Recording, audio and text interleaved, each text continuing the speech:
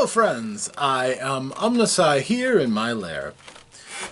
Today we're going to do another RPGaDay video. This time it is the 14th day, almost halfway through. Today the topic word is banner. Which is, again, for what I'm doing, probably not the most helpful word for talking about my game and my plans for it and how I'm developing it. But honestly, it actually is a really nice little gift. Because I'm going to take it in a direction probably nobody else is going to. I'm going to treat this as a cause to discuss Banner. Dr. Banner. Marvel's Incredible Hulk, Dr. Banner. This is an idea of mine to show part of the advantages of my dice file system. You see, somebody like Dr. Banner is a tough thing for a lot of role-playing games to deal with. Because on the one aspect, you have a character who is very high intelligence, not a lot in anything else. He's demonstrated he doesn't have a huge amount of charisma. He's probably not the wisest person in the world. He's pretty puny. Fairly hardy, but not exceptionally so. Maybe fairly dexterous, but not, again, exceptionally so. But he's very, very, very, very intelligent. Contrast that to the Hulk. Now, when he's the Hulk, he is not very intelligent. But he's probably a bit wiser, especially because the Hulk has a suspicious mind. He is somewhat savage and therefore doesn't go into encounters with a civilized man's mind. He sees danger where he goes, and he deals appropriately. Obviously, strength is through the roof. Obviously, his personal endurance is through the roof. He can practically regenerate wounds as quickly as he gets them. Depending on who's doing the writing, things might bounce off him, or they might blow a hole in him that he quickly heals. I've seen both ways. But the Hulk is on such an enormous scale beyond what a normal person can be. It really beggars the question of how can a system handle such a duality? Now, I know other role-playing games give you alternate forms or superpowers with limitations. Like you can have the super strength, but you can only do it when you're angry. And then there's all these other things that change. All of these abilities are linked to an emotional state. Okay, that's certainly something that can be done. And because the scaling on most of the Marvel games has been, you've got, on the small spectrum here, you've got humans range. And then beyond that for super levels of abilities. Banner comes across as smart as humans can get, I believe. He is right there. But compared to a super genius like the Watcher, the cosmic level beings and stuff like that, he's still not all that far along.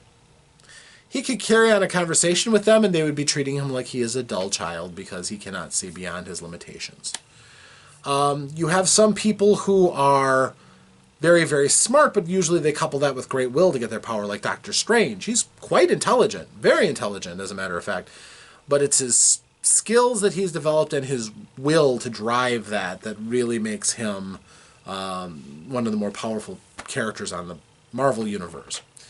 And somebody like Reed Richards transcends humanity. He has gone past the limits of humanity, being able to whip up cosmic devices in his lab and test the very laws of reality and physics. So that that scale doesn't exist for characters like that. But for everybody else, pretty tiny. And then of course there's the split. His strength goes and shoots off into superhuman levels. So there's that large scale. His strength is probably somewhat feeble on the whole scale of things, because what is he compared to the Hulk? You need a really small number so that really big number stands out. Now in my game, because you have different lenses, when dealing with the Hulk's strength, it's not on a human calculable lens. It's beyond what a 20-sided die in human scale strength would be. It uses a completely different lens. So, there is the super range of abilities. All of the basic abilities can go into that lens. But if the Hulk, say, wants to arm wrestle a police officer, just, he's like, hey, green guy, throw it down. And the Hulk goes, every time. Because there's no challenge. The Hulk is super strong, the human is not. Obviously, there's some exceptions. Maybe the police officer is actually super powered, but most of the time, the Hulk is just going to go automatically win. If your scale is too high, there's not much you're going to be able to do. On the other hand, if somebody says, hey, Hulk, I have a riddle here. Let's see who can solve this first. The Hulk is not on a superhuman level when it comes to his intellect. He is actually on the lower side. Depending on which level of Hulk, we're talking the original Savage Hulk here. He'd be on a D4 level intelligence human scale. He doesn't have a cosmic mind. And as a result, somebody else who is in the human scale, say somebody who is really, really smart, like, say, Professor Xavier, might have a D10 intellect. So he would generally pound the Hulk in tests of intelligence because he is very, very learned. He's very, very intelligent himself. Even if he had a D8, he's still got a pretty good chance of beating the Hulk most of the time. The Hulk may occasionally stumble to a win, but not too often. So you've got, by virtue of the different levels of scaling, an appropriate system where when you're using a different lens completely, the two generally don't interact, and the more powerful lens will generally overthrow the smaller lens most of the time. That also works, by the way, with vehicles too. Vehicles use the same system, same die scale. It's just, again, if you have a rocket launcher, and you've got a typical civilian car, a sedan, let's say a Ford something, Taurus or something, and you fire the rocket at it. Well, the rocket's going to do more damage than a normal, say, a bullet would do. It has a chance of completely annihilating this car. So the scaling is up to vehicle level. Now, there's a lot of vehicles that can survive a single rocket attack, and that rocket doesn't do, a D12 damage against something in a vehicle scale. But any person that gets hit with that rocket is going to be splattered all over. I, to this date, don't know anybody who survived a direct rocket strike from something that's geared towards, destroying vehicles, unless they were incredibly lucky and the warhead didn't go off. That would just be blunt force trauma, which would still possibly kill a person. But if you got hit with, say, an RPG and for some reason it didn't detonate, you're still going to probably be knocked off your feet and bruised, but you didn't take the damage of that weapon. You got incredibly lucky. But we're assuming that the weapon works right. So you hit a normal person with a missile, and the missile explodes, that person is dead. Sorry, don't care how many hit points you have or what your endurance is. You're dead. You just got hit in the chest with a missile. Boom. This thing is geared to take on tanks. You are not a tank. Fine. Actually, I'm going to have to talk to some of my friends in the military and ask them what are the odds that a personal launched missile that's designed to take out tanks, if it hits a soft target like a person, if there's a better chance that it won't go off. I think that's a possibility. That's not really important here, though. It's kind of fun, the different levels that my gaming experience has brought me. I'm friends with a group who plays Twilight 2000, and there's a lot of veterans in that group. So I know the people that I want to ask. So, yeah, the whole idea of different lenses is to show orders of magnitude. So, again, if you have two things in the same magnitude, it's a fair contest. If you have different levels of magnitude, it's not and never will be. it would take something really exceptional for that person to be able to transcend what the other can do. You'd have to beat the initial roll by a factor of 10 points.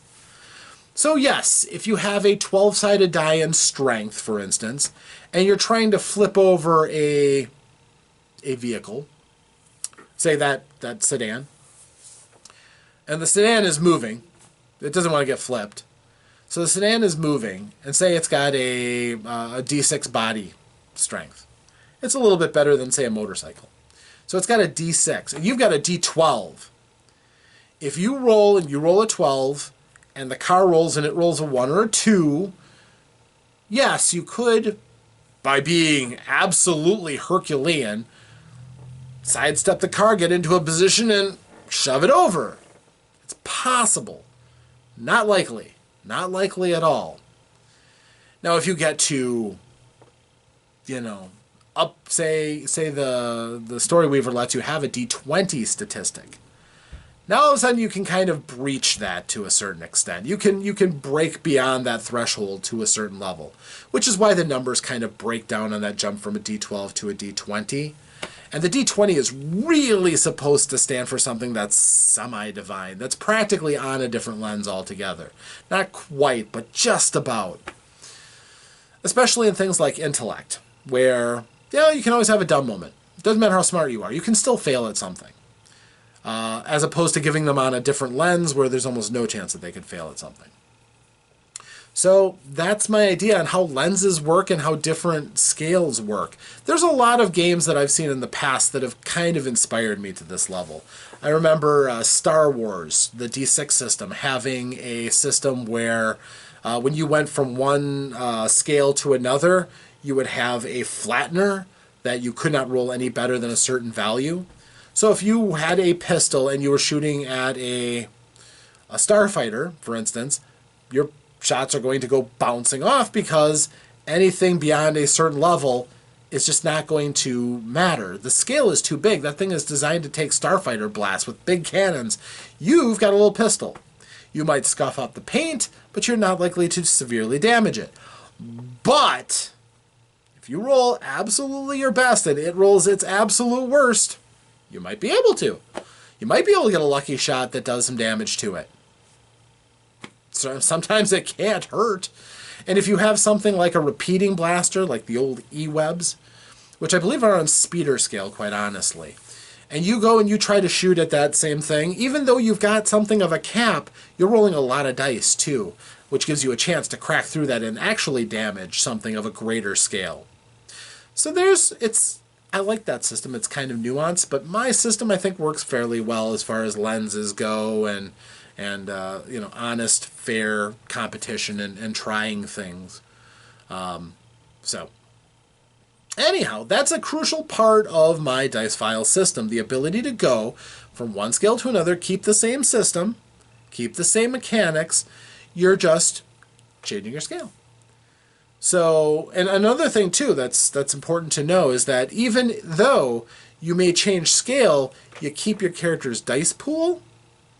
So if like you're in a space fighter battle, you keep your same action dice pool for your character, but the starfighter around you is basically your gear that's on a different scale.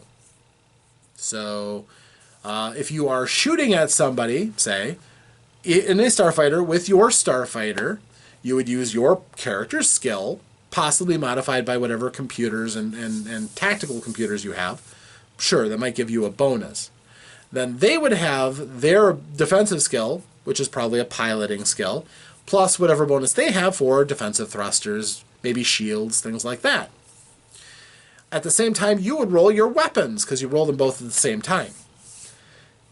You can damage somebody either because you got an excellent shot on them, or because of the power of your weapons. Either one can equally be important in the right measure. So you roll all the dice that are pertinent to a given thing at a time, and both sets do that, and you check out whoever has the highest die, and we figure out which matters. So for instance, if the highest die result, it comes off of the shield die of the defender, that means that your shot comes in, bounces off, the shields hold, you're fine. If the best shot is your attack by your attack skill, that means that you not only did you bullseye their ship, you got past the shields enough to the point where you actually hit the body of their ship. Now their ship can take some damage, which is going to generally mean they're going to lose a die code of their vessel. If you hit really well, or have really powerful shots, you have a chance to do more dice code of damage. For instance, if I was going to say that you have a TIE fighter from Star Wars, they would have effectively a D6 for the ship value, and their guns would be a D8 for the cannons that it has, and a D8 or a D6 for its maneuverability. So if the pilot rolled, and his best roll was a 3, and you are in your, say, an X-Wing, and you have a D8 cannons and a D4 targeting computer, and your skill is a D8, and you roll a D8 and a D8 and a D4, and you roll together, and your best roll is a 7. 7 versus 3, that's a significant jump, and you would probably reduce it to 0 and then, which is oftentimes why those ships go boom when they get hit. If the pilot can't, with his skill, can't do enough to dodge out of the way, those ships go boom real quick. So anyhow, that's my system as far as lenses go, my introduction to that. Thank you, Dr. Banner, for serving as an example. I appreciated that. But as far as my game and my system go, I'm really excited to keep showing you all the different little nuances that allow me to do all these different things in a game that so many games can't really do very well. So until next time, thank you very much for joining me, and I am still OmnusI, and hopefully I will see you tomorrow for the next day for the RPGaDay videos. Thank you, and farewell.